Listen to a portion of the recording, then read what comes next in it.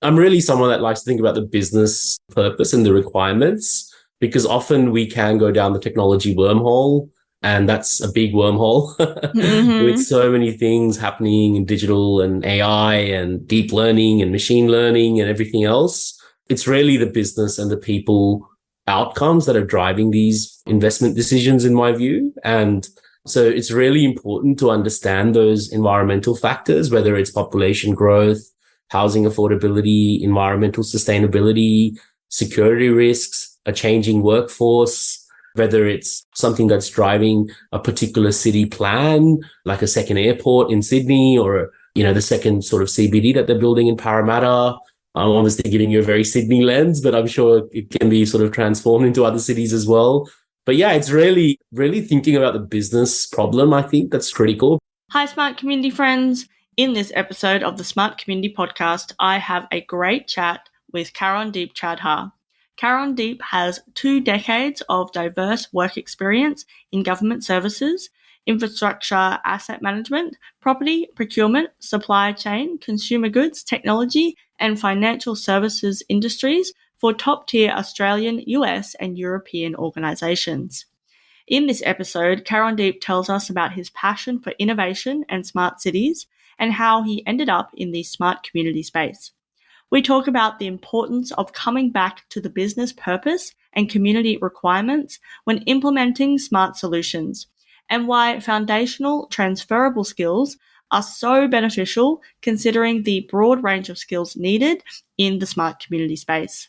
Karandeep tells us about some of the projects he's been working on, including what he has been learning from New Zealand's smaller scale, do more with less approach. We finish our chat discussing the emerging trends of cybersecurity and data privacy, as well as the need for affordability of smart initiatives and why partnering across different sectors and industries is the next step for smart communities. As always, we hope you enjoy listening to this episode as much as we enjoyed making it. Welcome to the smart community, smart regions, smart towns, and smart cities. It's where we live, work, and play. With smart communities, the future starts today. Big data, smart mobility, emerging trends galore. The Smart Community Podcast is what you're looking for. Hello, Karandeep. How are you today? Hi, Zoe. I'm very good. Thank you. I'm so excited to have you on the podcast. Where are you calling in from? I'm in Sydney. You're in Sydney. Yeah, I'm in Yes. Queensland. Is the weather as good as it is here down there? No, not really. Today's not the greatest, but yeah, it's been all right this week. But yeah, it's a little bit overcast. Yeah, I really should. I work with a lot of people in Sydney and I'm always bragging about the weather. So I won't do that anymore. Let's just jump straight in. And can you tell us about your background and what you're passionate about? Sure. So I've been working for about 20 years in the industry. I've worked in government services for the last 7 years, prior to which I was in financial services and FMCG, mainly in strategy, transformation, innovation, tech, and project management roles. I'm really, really passionate about innovation. I really enjoy that, hence my smart cities, smart data bent. Yeah, I really enjoy learning about new trends that are happening around the world, how we can adapt that, obviously with a very business focused lens. Yeah, I'm really passionate about connecting with like-minded professionals and learning along life, new things, new developments. I just came back from New Zealand just this week as well for the Smart Cities Summit. So yeah, I really am passionate about meeting new people and learning new things. Awesome. I'm looking forward to talking to you about a few of those different things, but we'll start broad first. So can you tell us what a smart community means to you? Yeah, it's a really good question. I mean, for me, it's really about adapting models, adapting and facilitating a community that brings together professionals that help drive a business purpose. And that can be to facilitate better planning, design, and modeling for future needs within a digital context. So, I mean, that can involve various things from transportation, utilities, planning, natural resources, environmental, emergency management. It's really about being able to bring together people with passion and a focus in driving better outcomes and incorporating external trends, internal trends, and strategic goals. So, for example, smart city planning, precinct planning, customer experience. So it's really hard for me to put one thing to it, but it's really about incorporating macro and micro trends to drive digital transformation. That's how I would like to probably say that. Yeah, I think what I like about your explanation there is it really demonstrates how broad it can be, but also those linkages that it can't just be, one kind of linear service model or delivery or whatever. It's actually a whole range or a whole web of different things that have to come together, which is, a huge, big, wicked, hairy kind of goal or problem or whatever to get to everything working together. But for me, it's not about that end goal. It's about what that then can catalyze us to do differently, even if it's just something really small to start with. That to me is still a smart community project, but it is about leveraging the tools that we have available, new technology, old technology, data, enabling the collection and management of data better, those type of things, but also the humans, the people, like you were talking about, different skill sets that we can bring in. But also sometimes it's just, we need to communicate better, or these two organizations, are working towards the same goal. So how can we connect them together better? And that might be through tech and data, but also, better communication channels or initiating collaboration or whatever. Absolutely. I mean, I'm really someone that likes to think about the business purpose and the requirements, because often we can go down the technology wormhole, and that's a big wormhole with so many things happening in digital and AI and deep learning and machine learning and everything else. It's really the business and the people outcomes that are driving these investment decisions, in my view. And so it's really important to understand those environmental factors, whether it's population growth, housing affordability, environmental sustainability, security risks, a changing workforce, whether it's something that's driving a particular city plan, like a second airport in Sydney, or, the second sort of CBD that they're building in Parramatta. I'm obviously giving you a very Sydney lens, but I'm sure it can be sort of transformed into other cities as well. But yeah, it's really thinking about the business problem. I think that's critical, because I have noticed in the industry, fancy tech and smart city simulations and really cool robotics is obviously very exciting. However, it's really about thinking about what it's actually there for, what it's doing, and why we're doing it. I really like to think about those things.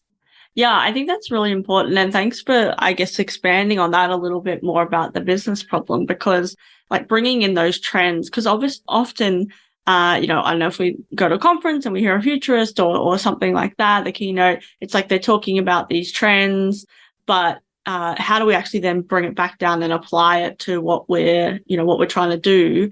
And I think it's like that definition of the problem that we're trying to solve, but also that those external pressures can't be ignored, right? Because I often, particularly in the early days of Smart City, it was like, oh, well, this smart city is just going to solve all our problems. Here it is. We've built it. Tick. You get one of those and one of those and one of those, and you put it together, it was never the case, right? We knew that.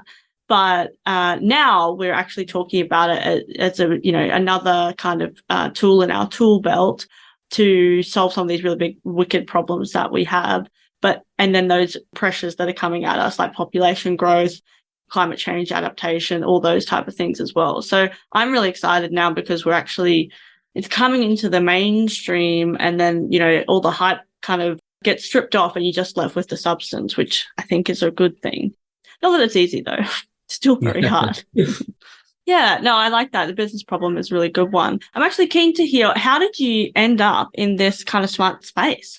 Yeah, I mean, I sort of have a background. I studied actuarial studies and statistics, which is a pretty high-end kind of course in analytics, almost, you can call it. We do a lot of education around risk and financial modeling, as well as applying data and statistical techniques.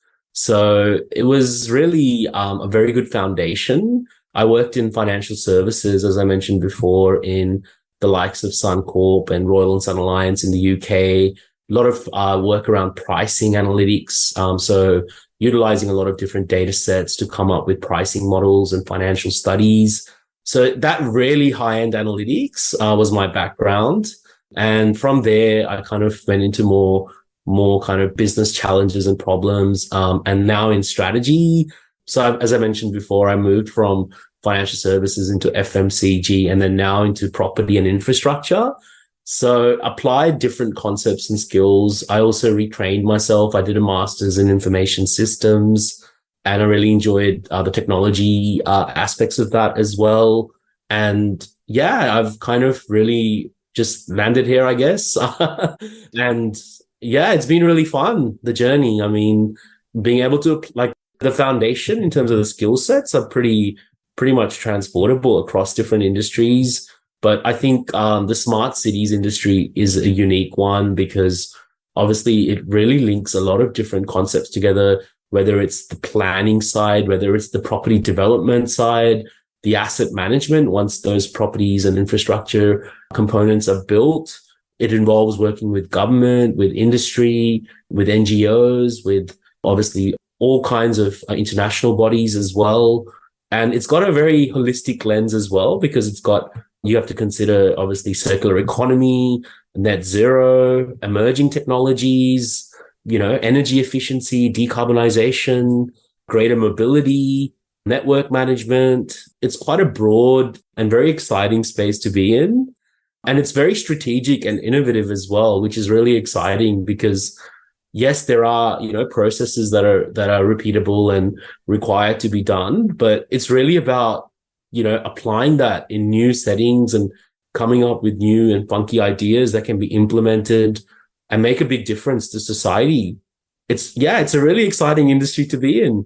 Yeah, no, I totally agree. And I think bringing all those things together, and I think what you said around how those skill sets then are like transferable or transportable across, I think that's also really important. And I guess for the listeners, I often get, messages in my LinkedIn inbox around like, oh, how do I get into this space? What skills do I need in this space? And there's so many different ways and so many different skill sets. And it is exciting to get more and more people with different skills into this space as well, because then you ask better questions and get a better result at the end of the day as well. Absolutely. Well, tell us about some of the exciting things you've been up to, projects, or you were in New Zealand recently. Tell us about that. Yeah, sure. I mean, where do I start? In New Zealand, just came back from the Smart Cities conference in Auckland. It was run by the Smart Cities Council. There was a whole day, the 1st of August, and there were so many inspiring and informative speakers. We had Andrea Ricard from Becca introducing us. And I must say, I really like New Zealand before I get into the topic itself. Me too. I love New Zealand. I love not only the landscape in terms of, how beautiful it is in terms of the breeze and the environment, but also just how open it is to Maori culture. It's so fascinating, just how they open up their speakers and how they try and incorporate all of the Maori culture into different things, and all their train stations as well have a Maori name. And it's so cool and so refreshing as well. Seeing, the history of New Zealand and how it was formed from a British colony and the treaty that they signed. And it's always a very reflective time when I go there. And I must say, Australia's got a lot to learn in that space, I would say as well, in terms of, Indigenous and multiculturalism and reconciliation with the inhabitants that lived here for so many years. It's always a very inspiring time when I go there. And of course, it's not as big as Australia when it comes to all the mega, infrastructure projects and development and population growth and everything like that. But it's a really cool, smart environment to be part of. So I was, as I mentioned, on the 1st of August, I was there. We had various speakers. We had speakers from Becca, from Oregon. We had Auckland Transport, Wellington City Council, Transpower, and, there was so many different use cases that were presented. I mean, there was impacts of AI and future of cities. I also recall there was quite a lot of work done around putting diversity, equity, and inclusion into the workforce. There was a lot of conversations with GHD Digital as well about what they're doing. And then they had AWS presenting their use cases. It was really cool. I mean, there was a big turnout of people. They also had a bit of an international flavor to it as well. They talked about the Saudi vision in terms of construction and also looking at BIM models and how they can be implemented. They had a number of different speakers. They had a Maori speaker as well, talking about how they're kind of incorporating that within their practices and encouraging more participation from the Maori communities in this smart cities industry. It was, there's so many things to talk about. I mean, it was really exciting. And what new thing did you learn? There were so many things. I mean, I was really impressed. As I said, they've got a small scale environment compared to Australia in terms of Sydney, at least, but just how adaptive they are in terms of getting everything done. I think the saying over there is do more with less. So it's kind of, I think if you're in a job over there, you're kind of doing end to end, like, whereas in a lot of jobs in other countries, you'd probably be doing, okay, I'm going to be doing X, Y, and Z space in like digital and data cleansing and I'll be sort of doing the data governance, and someone else is doing the data science and the data, artificial intelligence programming, and someone else is doing the stakeholder management and the strategy. Whereas over there, it kind of felt like everyone was kind of involved with everything. I could talk to people and they kind of understand the whole equilibrium and the ecosystem, which is really interesting, to be honest. Like the whole supply chain kind of. Yeah. Yeah. That's interesting. As you were talking there, I was thinking when I worked in regional Queensland in construction, obviously completely different industry, like as an engineer, but I felt the same, like there wasn't enough people to separate and there wasn't enough like kind of projects. You had to be involved you might have done bit of work in the design, and then you might have been, in the planning, the design, and then you might go out on site. And then it was really nice to kind of see things end to end in a lot of cases. Yeah. So similar. Yeah. There were so many things. I mean, I was involved in one of the sessions as well around smart transport. We spoke about urban futures, the challenge and opportunities in the midst of rapid growth and urbanization. We also spoke about renewable energy and how energy reduction and sustainability is important for the smart transport hubs, zero carbon targets. New Zealand's obviously got a big focus on that with the Climate Change Response Act that they implemented in 2019. There was a lot of conversation around resilience because they've had a number of, obviously, flooding events and other extreme environmental events, not to mention the earthquakes in Christchurch. So how they respond to all of that from their infrastructure perspective. We had also a number of conversations about intermodal futures in terms of being able to connect and commute modes of transport and influencing, I guess, future developments around that. So there was just a mixture of different things and topics. And there were a number of people from various different, private and public sector organizations there. And it was just fascinating just to network and learn about different things and what's going on, various capacities. I mean, I would say obviously Australia is quite ahead when it comes to a lot of the technological implementation, particularly when it comes to infrastructure planning and design, when it comes to delivery of large scale projects. Obviously in Sydney, we've got the metro project happening right now. Obviously, we've got the second airport also coming up. As I mentioned before, we obviously have, I think, a lot bigger resources and a lot bigger, I guess, money to throw around on various things. But it's just fascinating just to learn about what's going on in other countries. Yeah, I love that because I love New Zealand as well. And I'll be over there in September for the Christchurch Innovation Expo, which will be really fun. And they've got a bit of a community, they've got a very community focus. So the first day is all open, free to the public. So that which will be I think that's a really different approach as well and then the second day is, with government, industry, business, etc. So yeah, it'll be interesting to see. I love talking to like the general community about this stuff because you get to know what they're thinking about, what they don't think about, what they don't really care about. Yeah. And also like what they then can learn as well, and then also input into the space, which will be good. But that's enough about me. I was going to ask you something, but then I got sidetracked by Christchurch.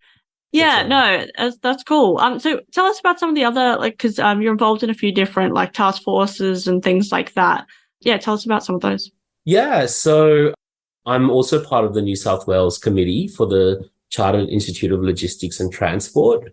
So I have a huge transport bent and I really enjoy learning about new research, policy and professional development and continuous improvement activities. So their committee has been established. It's got a big sort of record in terms of they're in the UK since 1919. They've got a very sort of historical and prestigious reputation around the world.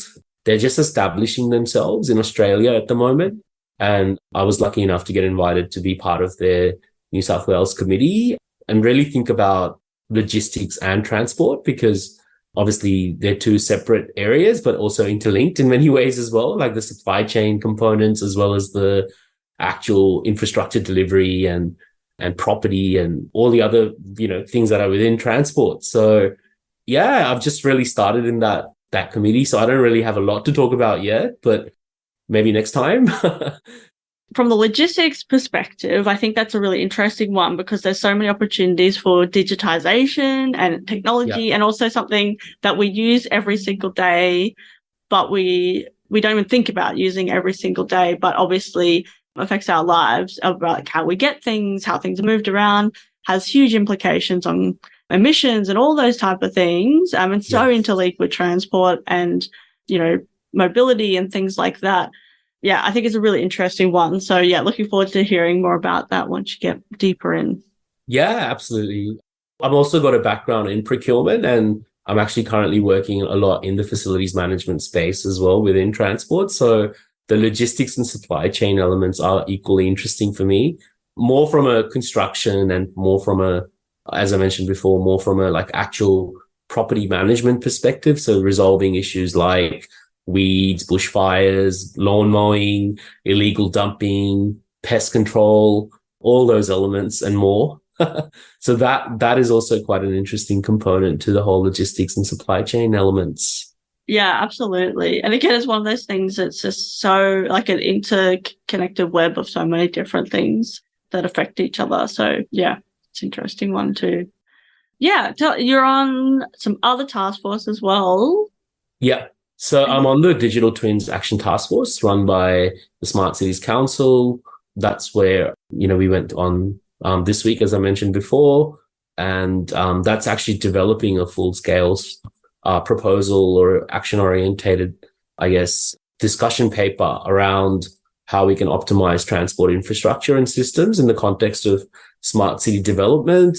So it's really getting into smart transport hubs, how they play a pivotal role in the logistics of passengers and freight mobility, looking at, numerous challenges for the future, sustainability, energy efficiency, and decarbonization, also getting into all the other elements in terms of onshoring and nearshoring, curated network management, shared economy, security, energy security, and freight interchanges. Yeah, it's got a very big innovation twist to it as well in terms of emerging technologies like Hyperloop and ultra-speed maglev trains. We've, as I said, kicked that off about a month and a half ago, and we're still developing, more evidence-based research and putting together a number of different things. It's really exciting because we've got people from industry and government like me as well on there. And yeah, it's basically putting together a whole range of different ideas and molding some kind of, paper that can help drive discussion in this industry. Yeah, that's awesome. From your perspective, think about like digital twins and transport. What are some of those use cases, that you see that are going to be really important in the future? Yeah, in the future, definitely transport is getting more and more smarter and sophisticated. As I mentioned before, whether it's the actual transport hub itself, whether it's the airport, the port, the train station, whether it's any of the actual vehicles, like the autonomous cars, electric vehicles, light rail. The whole system is getting more and more digital. In Sydney, we've got the Northwest Rail Link, and that doesn't have drivers. It's run through technology. So everything, I think, is moving in that direction. Obviously, taking into account privacy and sensitivity and security considerations as well, because I think that's a big thing in transportation, because we are transporting humans. But in terms of the actual processes, the vehicles, the actual hubs, I guess the ability to book transportation, it's fast moving in that direction with emerging technologies. I mean, even in some parts of Sydney, you can, use an app to call a bus, and it would probably not have a route, and it would come to your door and pick you up. So everything's moving very quickly in that direction. And then we haven't really spoken about the whole construction and the building side of that. So using BIM models, building information modeling solutions, even within the construction industry, there's more and more trends happening with IoT devices, with satellite imagery, with spatial analysis, drones. Drones are quite big as well in industry. So yeah, it's really fastly changing and moving in a more digital fashion. Yeah, I agree. And I think even, some of the inverted commas, older technologies like BIM, for example, we've been using BIM for a while. We talk about BIM, but then there's still obviously opportunities where to improve the use, etc. But then fusing that with real-time data or data in general, all those type of things as well, I think then, pushes it to that next scale of like real insights and different use cases that we can, that can happen. And I think that's a really exciting time too. But also, yeah, kind of using it as a catalyst. I always think about digital twins as using it as a catalyst to get the rest of our data house or technology house or, governance in order. So because if we want that, you could have this shiny thing on the outside, but if the substance underneath it doesn't work together properly and isn't efficient, then, you're better off than you were previously. So, yeah. Absolutely. So future trends, what are the emerging trends that people aren't talking about enough? I think security risks are obviously increasing more and more with cybersecurity, leakages, and other security risks around the world as well in terms of infrastructure. Obviously, terrorism being one of them, but just in general, people's identity being, frauded and money being taken out of their accounts. I think security risks are quite significant, especially within that sort of digital and smart ecosystem. I think more and more scrutiny and more investment needs to be made in that direction. I guess overall, also the other area that's, I think, quite important is affordability, particularly in large cities like Sydney and Brisbane and Melbourne. So really being able to come up with solutions and unlocking supply chains, particularly when it comes to housing affordability, but in general, other affordability aspects as well. Like if the transport system is expensive, then is it really going to be used as much? Or, if it's like a pay to use system, will we get uptake across all of the population that we want? So I think really thinking about those affordability components is quite critical as well. It's very all in well and very good to develop something which is really cool and jazzy, but is it really going to be used and have the uptake to be implemented across the board and utilize it in an affordable way? I think also needs to be considered. There are various other trends as well that come to mind, but those two are the ones that really stand out to me. Yeah. Yeah. Yeah, I think they're two really great trends to talk about. I think affordability is one that we don't talk about enough. But yeah, it's like if we're, creating smart whatever or, improving X, Y, Z, if it's not improving the access for people that didn't have access before or, that have limited access or removes them from access, it's not good. And that's not what we want for our, smart communities moving forward or our communities moving forward. And, that's the you could kind of be like, well, yeah, that's fairly obvious. But if it's not baked in from the very beginning, if we're not talking about it from the very beginning, that can happen as a unintended consequence, which then it's too late. I mean, you can kind of scale back, and it's similar with cybersecurity actually, and like privacy and things like that. You need to bake that in from the very beginning. And the risks are changing, as you said, and the landscape is changing, and to keep on top of that and in front, if that is even possible, is a really interesting one. Then in the next few years, it'll be an interesting one to watch as well. Yeah, and we saw so many data leakages in the last 6 to 12 months as well from large organizations. So it's definitely a big issue. And they're the ones that have been detected, right? Yeah. Yes. Well, where to next for smart communities? Where to next? I think it's really about collaborating and coming up with delivery partners, working across the different industries and sectors. So the university sector, startup scene, association and groups, industry partners as well. Obviously government, and government includes the federal, state, local government, and then also the semi-government bodies like the SOCs that we have as well, like Sydney Water in here, in New South Wales, Landcom, Ausgrid. It's really that whole ecosystem and working in partnership and collaboration, being solution orientated as well. Like it's all, good and fun to meet up and have drinks and coffee, but really driving actions and results, I think is really important. And as I said before, not getting into the wormhole of, really interesting technology trends, but really thinking about the business drivers and the macro and micro trends. What is it? We're only in existence because we're helping to solve a business need or a community need, right? Whether it's affordability, whether it's efficiency, whether it's, solving a particular problem like sustainability issues or facilities management, smart buildings, parking, crowd control. I can just go on, right?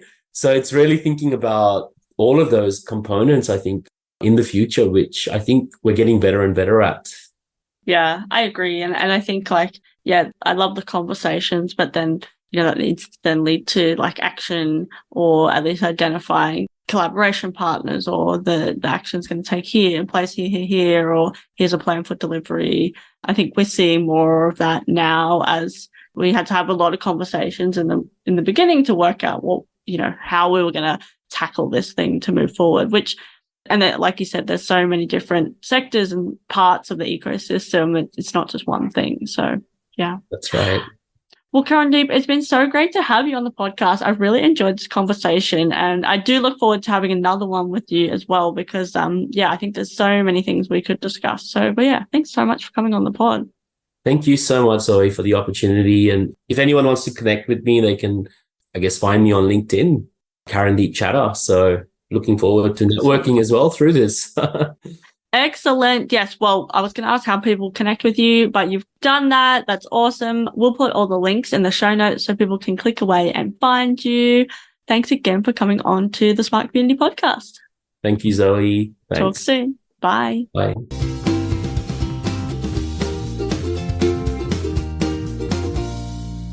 The Smart Community Podcast is brought to you by My Smart Community. If you're looking for support in podcast strategy and production, workshop design and facilitation, or communication and media advisory, get in touch. Email hello@mysmart.community or head to www.mysmart.community. Thanks so much for listening to the Smart Community Podcast. Show notes for this episode and all other episodes are available on our website, mysmart.community/podcast. If you have any questions for us or any of our guests, you can email hello@mysmart.community. You can also find us on the socials. We are on LinkedIn and Twitter @SmartComHQ. That's com with 2 M's. If you are enjoying the podcast, please hit subscribe so you never miss an episode. And we would love for you to leave us a rating and review at wherever you listen. This really helps us reach more ears and eyes, so thank you for your support. As always, we hope you enjoyed listening to this episode as much as we enjoyed making it.